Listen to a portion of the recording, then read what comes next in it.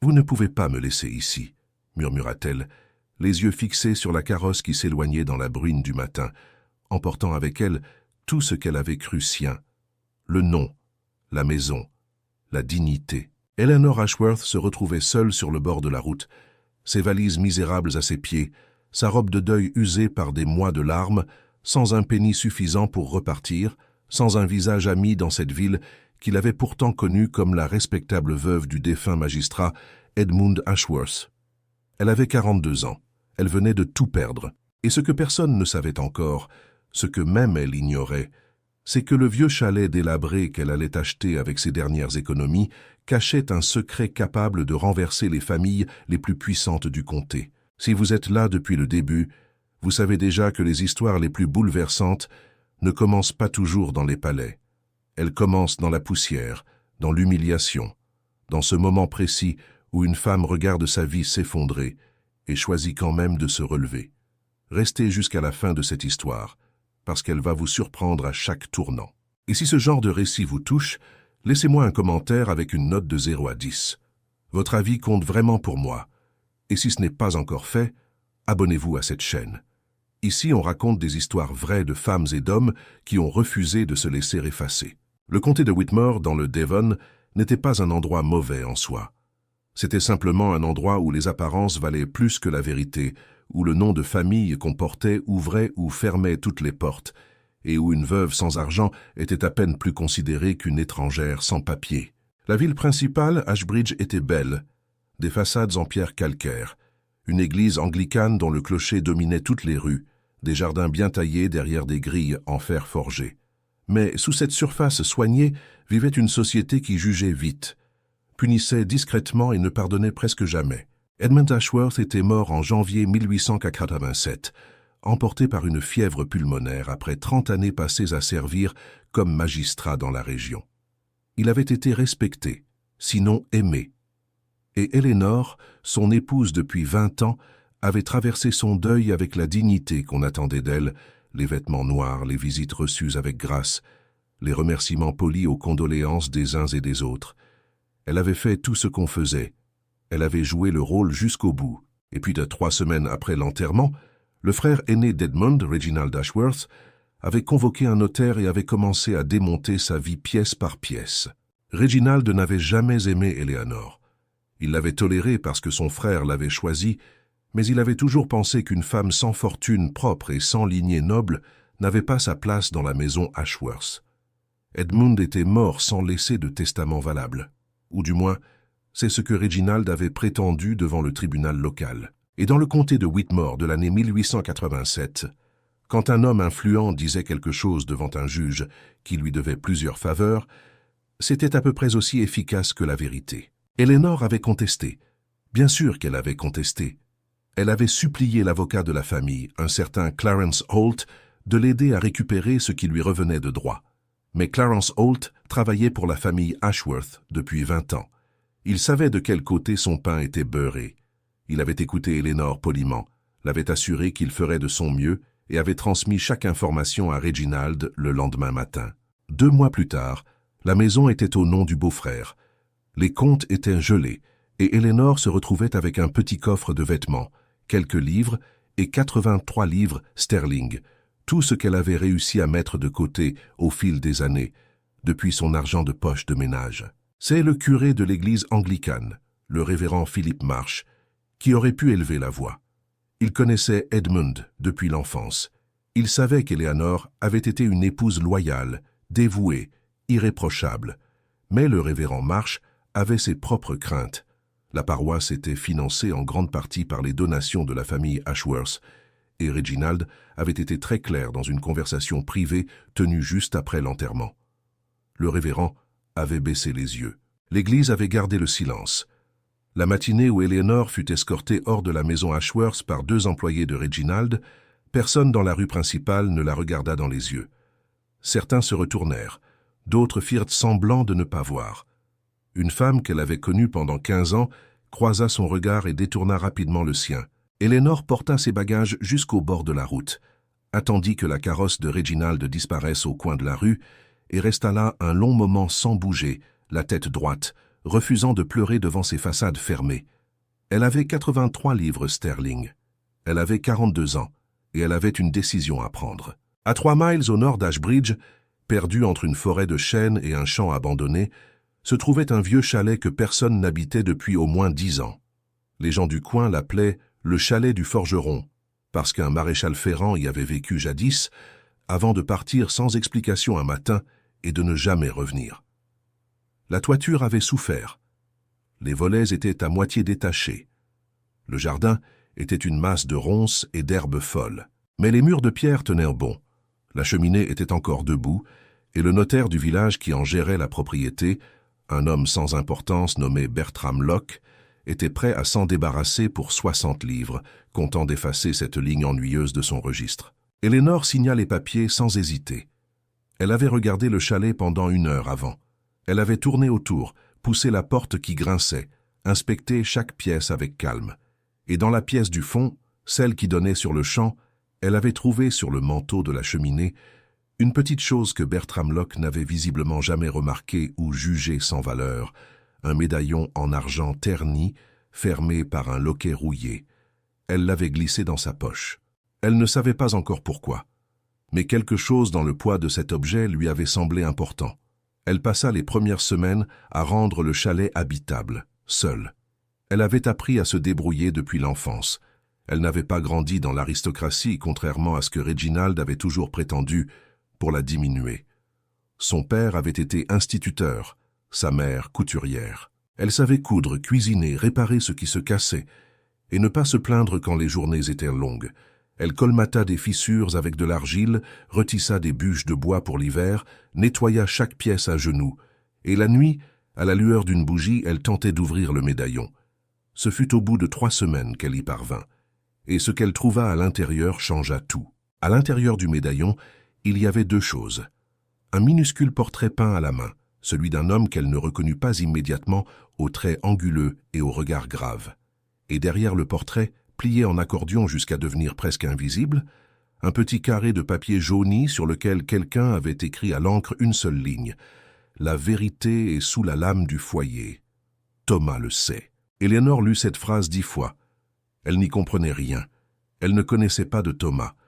Elle ne savait pas qui avait habité ce chalet avant elle, ni pourquoi ce médaillon était là, ni à qui appartenait ce visage peint.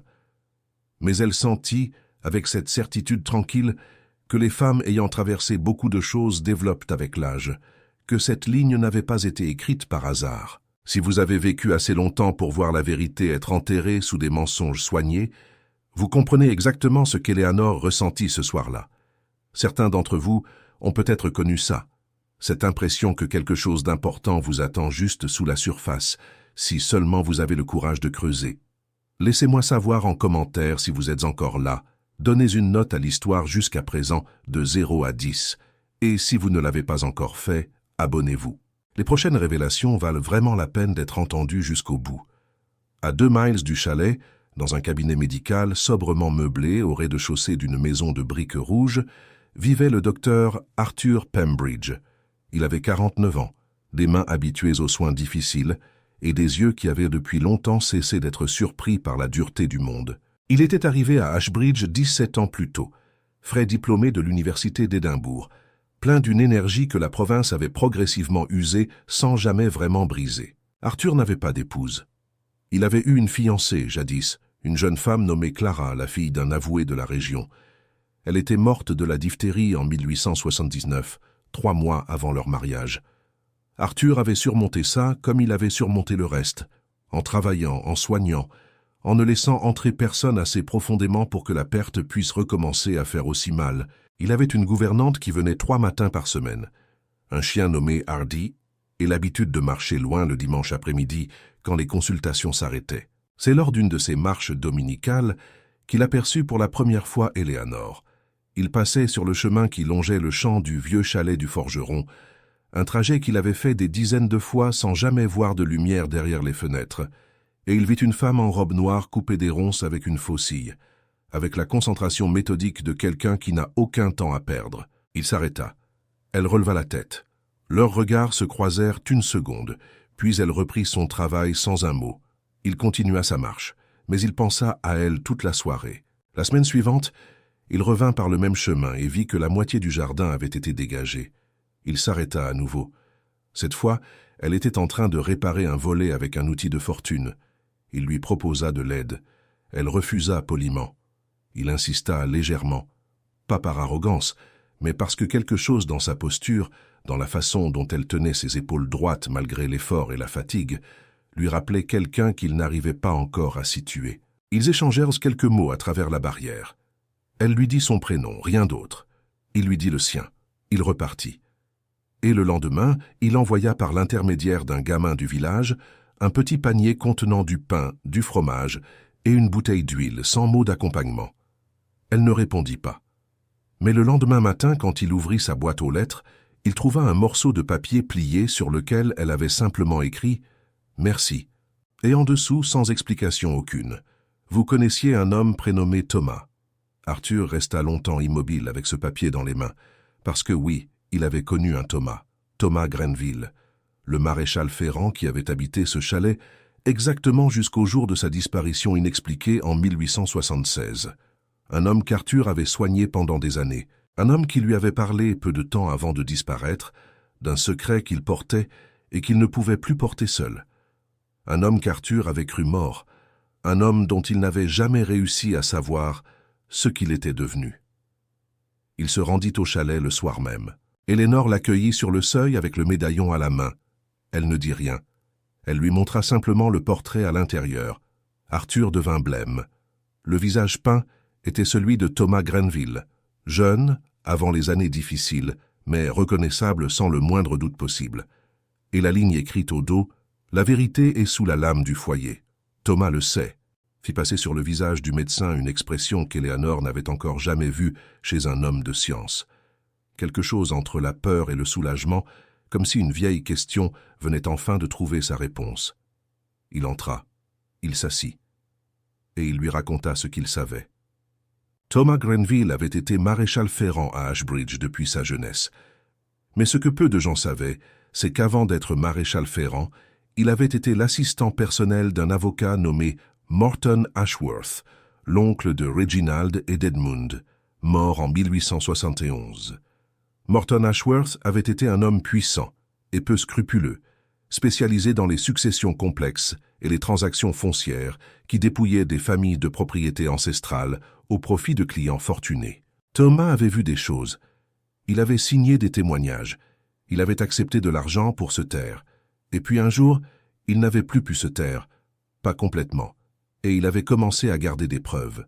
Arthur n'avait pas su exactement quelles preuves.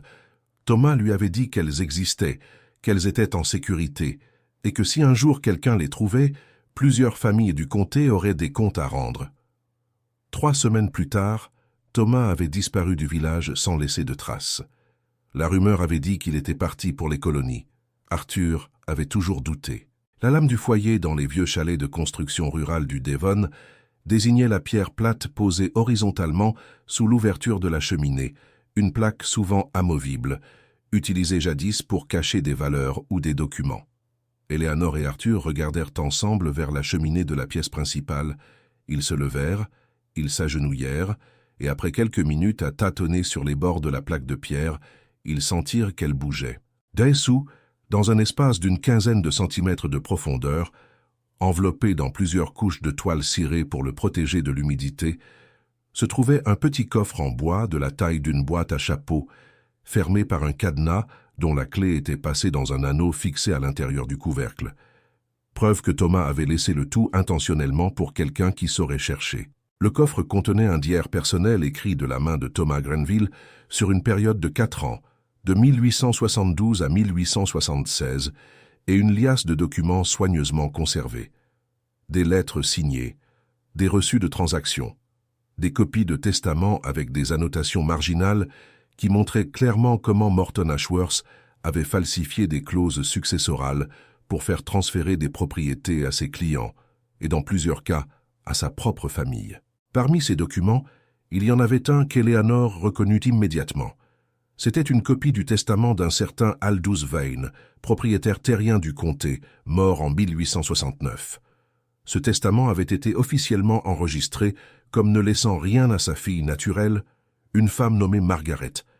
Mais la copie que Thomas avait conservée montrait une version antérieure, authentifiée par 2 témoins maintenant décédés, dans laquelle la fille naturelle héritait de la moitié des terres. La famille qui avait bénéficié de la falsification et qui possédait donc illégalement ces terres depuis 17 ans était la famille Ashworth. Ce que Thomas avait découvert, en d'autres termes, était le fondement même de la fortune des Ashworth. Et la femme qui venait de l'acheter pour 60 livres n'était pas là par hasard. Pendant les jours qui suivirent, Arthur et Eleanor travaillèrent en silence et en prudence. Ils décidèrent ensemble de ne rien montrer à personne avant d'avoir trouvé un avocat digne de confiance hors du comté. Arthur écrivit à un confrère à Exeter, un homme qu'il respectait et qui lui devait une dette de service, pour obtenir le nom d'un juriste sans lien avec la région de Whitmore. La réponse arriva au bout d'une semaine. Un certain Thomas Elwick, du cabinet Elwick & Sons à Exeter, spécialisé dans les litiges fonciers, serait prêt à les recevoir. Mais entre-temps, quelque chose avait changé à Ashbridge. Que Reginald Ashworth avait entendu parler. Par quelle voie exactement, personne ne saurait jamais. Du fait qu'une femme habitait désormais le vieux chalet du forgeron. Il n'y aurait peut-être attaché aucune importance si ce n'était pour un détail rapporté par son intendant.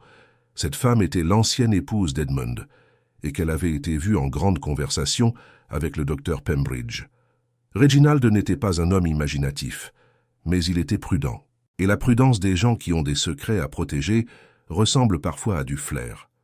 Il convoqua Clarence Holt dans son bureau un mardi matin et lui dit simplement « Je veux savoir ce qu'elle fait dans ce chalet. » Holt, fidèle à ses habitudes de chien bien dressé, mit en place une surveillance discrète. Un des employés de ferme du voisin d'Eleanor commença à traîner plus souvent que nécessaire le long du chemin qui longeait le champ. Des lettres adressées à Arthur Pembridge mirent soudainement 2 fois plus de temps que d'habitude à arriver. Et un soir, quelqu'un tenta de forcer la porte arrière du chalet. Eleanor, qui dormait peu depuis des semaines, entendit le bruit. Elle ne cria pas. Elle prit le tisonnier posé près de la cheminée, se leva dans l'obscurité et attendit. La porte ne s'ouvrit pas. Le loquet qu'elle avait réparé tint bon. Elle entendit des pas s'éloigner dans le champ. Le lendemain matin, elle envoya un message à Arthur. Il arriva avant midi. Il écouta. Son visage se durcit d'une façon qu'Eleanor n'avait pas encore vue. « Nous partons pour Exeter la semaine prochaine, » dit-il. Ce n'était pas une question. Ils firent le voyage dans la voiture de location d'Arthur, avec le coffre de Thomas Grenville, soigneusement emballé dans une malle de voyage. Elwick les reçut dans son cabinet, un homme d'une 60aine d'années, les sourcils broussailleux et les mains calmes, et passa 2 heures à lire les documents sans un mot. Quand il releva enfin la tête, il dit « Si la moitié de ce que ces documents affirment est vérifiable, c'est l'une des fraudes successorales les plus importantes que j'ai vues dans ma carrière. » Il leur expliqua la procédure. Il faudrait retrouver les descendants de la partie lésée, la fille naturelle du testament falsifié. Il faudrait faire authentifier les documents par un expert indépendant. Il faudrait surtout trouver une audience devant un tribunal d'Exeter, hors de la juridiction du comté de Whitmore, pour éviter toute pression locale. Cela prendrait du temps, peut-être plusieurs mois. Et pendant ce temps, il leur conseillait de rester discrets. Ils rentrèrent à Ashbridge avec une prudence nouvelle. Arthur ne modifiait rien dans sa routine visible. Eleanor continuait à travailler son jardin, à sortir au marché du village le mardi matin, à sourire poliment quand on la croisait. Mais sous cette surface tranquille, quelque chose progressait. Vous savez ce que c'est, cette sensation d'attendre que la justice fasse son chemin, alors que tout autour de vous, des gens puissants font semblant que rien ne se passe. Beaucoup de personnes qui regardent ces histoires ont connu ça, dans une famille, dans un héritage, dans une injustice professionnelle. Si cette histoire vous touche, je vous invite à laisser votre note en commentaire.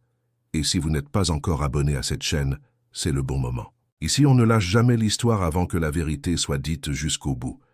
Elwick retrouva les descendants de la partie lésée en 6 semaines. Margaret Vane était morte en 1881, mais elle avait eu une fille, une femme nommée Alice Pardoe, qui vivait à Bristol et travaillait comme institutrice. Elle n'avait jamais su l'existence du testament original. Quand Elwick lui écrivit pour lui expliquer la situation, sa réponse arriva en 2 jours. tremblante d'émotion mais claire. Elle voulait que la vérité soit établie. Elle ne voulait pas nécessairement récupérer les terres. Elle demandait simplement que son existence soit reconnue et que la falsification soit documentée officiellement. L'expert en documents envoyé par Elwick confirma l'authenticité des papiers de Thomas Grenville. L'encre, le papier, la graphologie, tout correspondait à la période et aux auteurs supposés.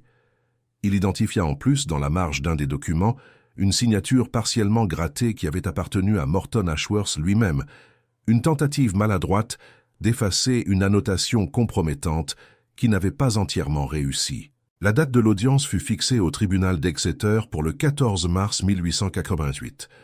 Reginald Ashworth l'apprit par ses propres canaux. Il convoqua Holt, il hurla, et puis il se calma et commença à réfléchir comme un homme qui a beaucoup à perdre et qui a l'habitude de trouver des solutions.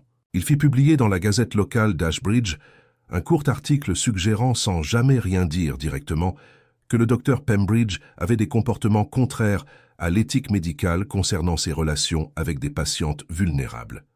L'article ne nommait personne, mais les langues dans les petites villes n'ont pas besoin de noms. Arthur reçut 3 annulations de rendez-vous dans la même semaine. Le révérend Marsh le croisa dans la rue et baissa les yeux. La gouvernante du médecin vint lui dire, les mains jointes et l'air embarrassé, qu'elle préférait ne plus travailler pour lui pour l'instant. Arthur encaissa chacun de ses coups en silence. Un soir, il alla voir Éléanore au chalet. Il était fatigué. Pas physiquement, d'une autre façon, celle des gens qui ont longtemps refusé de laisser voir leur faiblesse et qui sentent que la digue se fissure. Il s'assit près de la cheminée. Il regarda les flammes un long moment et il dit, sans la regarder, « Je me demande si j'ai eu raison de faire tout ça. » Éléanore ne répondit pas immédiatement. Elle versa du thé dans une tasse qu'elle lui tendit. Puis elle dit, « Edmund m'a dit quelque chose peu de temps avant sa mort. Il m'a dit que les hommes qui ont bon caractère ne peuvent pas toujours éviter les erreurs, mais qu'ils peuvent toujours choisir de les corriger. » Elle marqua une pause. « Vous avez corrigé quelque chose, Arthur, même si ça vous coûte. » Il prit sa tasse. Il ne dit rien d'autre, mais quelque chose dans ses épaules se déposa légèrement. Le matin du 14 mars, ils partirent pour Exeter avant l'aube. Alice Pardoe était déjà là, assise dans la salle d'attente du tribunal, avec les mains croisées sur ses genoux, une femme de 40 ans au visage paisible et aux yeux décidés. Elle et Éléanore se regardèrent sans se parler. Mais il y eut entre elles une reconnaissance immédiate, celle de 2 femmes que le même système avait tenté d'effacer. Reginald Ashworth arriva avec 2 avocats et Clarence Holt. Il entra dans la salle d'audience sans regarder Éléanore.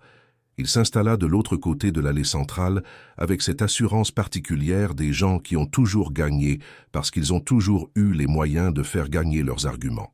L'audience dura 4 heures et demie. Elwick présenta les documents avec une précision méthodique. Chaque pièce était datée, authentifiée, annotée.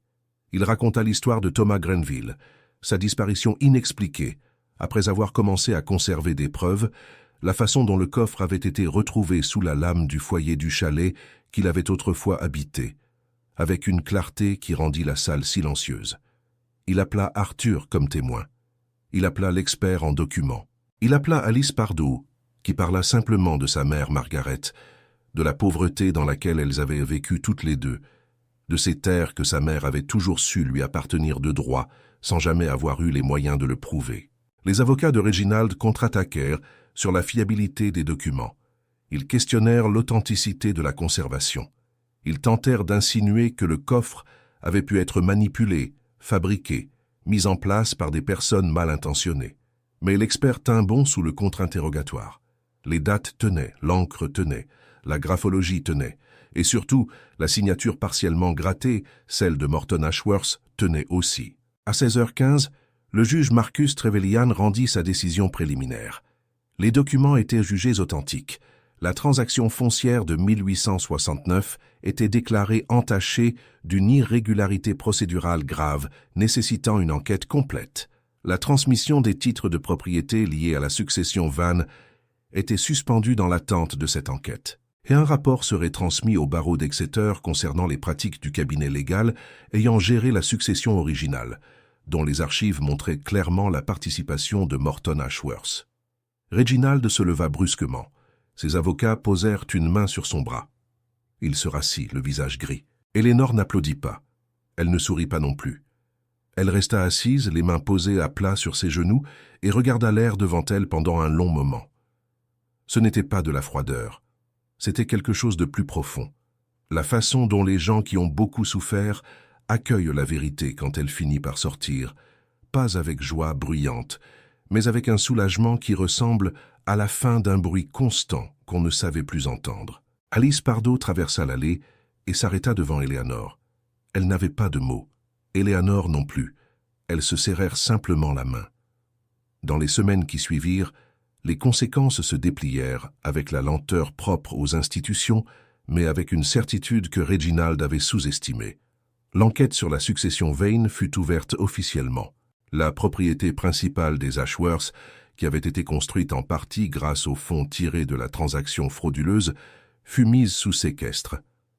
Clarence Holt fut cité dans la procédure disciplinaire du barreau. Il ne perdit pas immédiatement sa licence, mais son nom fut associé publiquement à l'affaire et ses clients commencèrent à le quitter. Le révérend Marsh publia dans la Gazette d'Ashbridge une lettre dans laquelle il reconnaissait avoir manqué à son devoir pastoral envers plusieurs paroissiens dans des circonstances difficiles. Il n'y nommait personne, mais tout le monde savait. Arthur retrouva peu à peu ses patients. La réputation dans les petites villes se détruit vite et se reconstruit lentement, mais elle se reconstruit. Un matin, sa gouvernante revint à sa porte et lui dit simplement qu'elle avait réfléchi et qu'elle souhaitait reprendre son travail. Il la fit entrer. Thomas Grenville, lui, ne fut jamais retrouvé. Mais l'enquête sur sa disparition fut rouverte à la demande d'Elwick et les archives de la période 1876-1877 montrèrent que plusieurs paiements avaient été effectués depuis le cabinet de Morton Ashworth à un agent de transport maritime. Des paiements dont la destination finale n'avait jamais été clairement établie. Les autorités conclurent qu'il n'était probablement plus en vie, mais que des pressions avaient probablement été exercées pour le faire partir. Ce n'était pas la justice complète, mais c'était la vérité, ou du moins une partie d'elle, sortie enfin de l'ombre. Eleanor resta dans le chalet, non pas parce qu'elle ne pouvait pas aller ailleurs. Elwick avait effectivement identifié des compensations financières potentielles pour les héritiers lésés par les manœuvres des Ashworth, et bien que le processus fût long, il existait des perspectives. Mais elle resta parce que le chalet était devenu quelque chose pour elle, pas une résidence provisoire, pas une solution de fortune, un endroit à elle. Ses mains avaient réparé chaque latte du plancher, dégagé chaque toise de jardin, rebouché chaque fissure dans les murs. Il portait sa trace. Et il portait aussi, d'une certaine façon, la trace de Thomas Grenville, cet homme qu'elle n'avait jamais connu, mais dont la prudence et le courage silencieux avaient rendu possible ce qui était arrivé. Elle accrocha le médaillon ouvert au manteau de la cheminée, à l'endroit exact où elle l'avait trouvé. Le portrait de Thomas y resta face visible. Elle ne savait pas si c'était de la gratitude ou simplement le sentiment qu'on ne devait pas oublier facilement les gens qui avaient agi juste avant qu'on les fasse taire. Au printemps, le jardin qui avait été une masse de ronces et d'herbes folles se couvrit de fleurs. Eleanor planta elle-même des rosiers le long du mur de pierre, des variétés solides, adaptées au sol caillouteux du Devon. Elle jardinait le matin et lisait l'après-midi. Elle reçut de temps en temps la visite d'Alice Pardo, qui venait parfois de Bristol pour le week-end. Les deux femmes marchaient ensemble le long du chemin qui longeait le champ, parlaient peu, respiraient l'air de la fin d'après-midi avec la satisfaction tranquille de ceux qui ont traversé quelque chose de difficile et sont restés debout. Arthur passait régulièrement, pas tous les jours. Il ne voulait pas être importun, mais assez souvent pour que la barrière du jardin soit devenue un endroit naturel où il s'arrêtait et parlait, parfois longuement, de tout et de rien, de patients difficiles et de livres qu'ils avaient lus. Quelque chose grandissait entre eux avec la même lenteur que les rosiers, quelque chose de calme, de construit, qui n'avait pas besoin d'être nommé trop tôt. Un dimanche soir de juin, Eleanor était assise sur le pas de la porte avec une tasse de thé dans les mains, regardant le ciel rosé au-dessus du champ. Elle pensa à tout ce qui s'était passé depuis le matin où elle avait regardé une carrosse s'éloigner dans la bruine et s'était retrouvée seule sur le bord d'une route. Elle pensa à ce qu'il lui avait fallu de courage.